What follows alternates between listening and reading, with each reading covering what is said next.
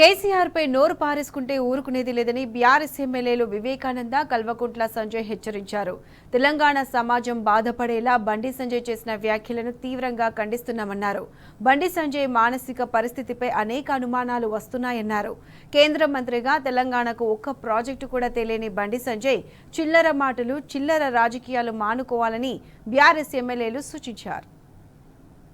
అధినేత, తెలంగాణ రాష్ట్రాన్ని సాధించి పెట్టిన ఉద్యమ నేత, మరి తెలంగాణ జాతిపిత కేసీఆర్ గారి పట్ల అనుచిత వ్యాఖ్యలు చేయడమే కాకుండా అనేక ఆరోపణలు, ఆధారాలు, ఇలాంటి ఆధారాలు లేకుండా తీవ్రమైనటువంటి చేసిన ఆరోపణల్ని ఈరోజు బీఆర్ఎస్ పార్టీ కాదు, తెలంగాణ సమాజం అంతా కూడా ముక్త కంఠంతో ఖండిస్తూ ఉంది.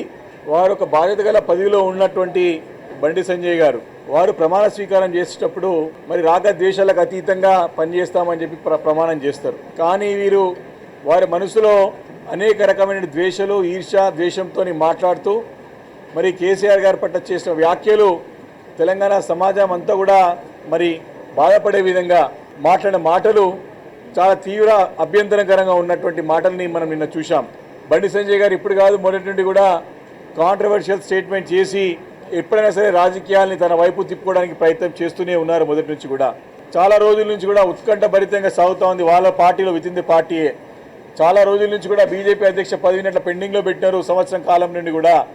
మరి అది చేజిక్కించుకోవడానికా లేకపోతే ఇంకొకరికైనా తన అనుయాయులకు ఇప్పించుకోవడానికో ప్రయత్నం చేసడంలో భాగంగానే ఈ రకమైనటువంటి వ్యాఖ్యలు చేసి మరి తన హోదాని మొత్తం తగ్గించుకునే విధంగా ఆ హోంశాఖ సహాయ మంత్రి పదవి యొక్క పూర్తి దాని విలువని దిగజార్చే విధంగా మరి యొక్క బండి సంజయ్ గారి వ్యాఖ్యలు నేను స్పష్టంగా అర్థమవుతా ఉంది. ఆ మాటలని కూడా ఒక ఫాల్తూ మాటలు అంటారు దాన్ని. అవన్నీ సడక్ శాపాలు, తాగబోతులు, తిరుగుబోతులు మాటలు మాట్లాడిండు బండి సంజయ్.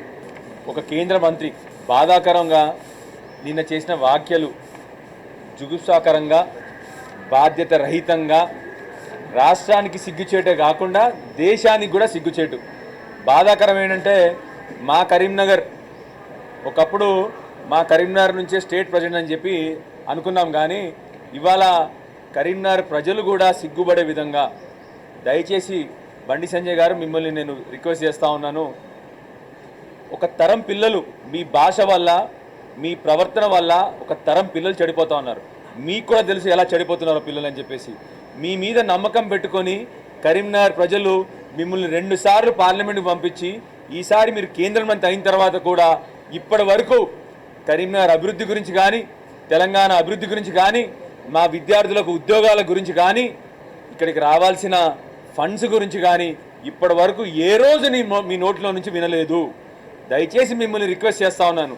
ఈ పిచ్చివాగుడు, పనికిరాని మాటలు, వీధుల్లో మాట్లాడుకునే మాటలు దయచేసి మానుకొని మన కరీంనగర్ కానీ మన రాష్ట్రానికి కానీ రావాల్సిన నిధుల గురించి, మీ వెనకాల ఎందరో మంది యువకులు మీ భాషల వల్ల మోసపోతూ ఉన్నారు, చెడిపోతూ ఉన్నారు.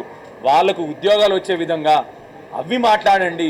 విద్య, వైద్యము, ఉద్యోగము ఇవి మాట్లాడడం మొదలుపెట్టండి. చాలా రోజుల నుంచి ఇవే రాజకీయాలు మీరు ఆడుతూ ఉన్నారు. ఇప్పటికన్నా మీరు ఈ రాజకీయాలు, చిల్లర రాజకీయాలు మానుకొని